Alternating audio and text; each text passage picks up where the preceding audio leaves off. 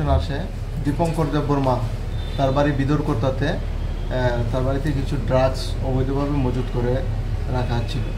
এই খবরের ভিত্তিতে আমাদের একটা টিম ইন্সপেক্টর গোপাল শুক্ল দাস, ইন্সপেক্টর এলদালং রঞ্জিত দাসের নেতৃত্বে এটা রেড করানো হয়। রেড করার পর তার ঘর থেকে একটা পাউচ ব্রাউন সুগার আমরা উদ্ধার করি, যার ওয়েট 8 গ্রাম, এবং তাকে আমরা অ্যারেস্ট করে নিয়ে আসি।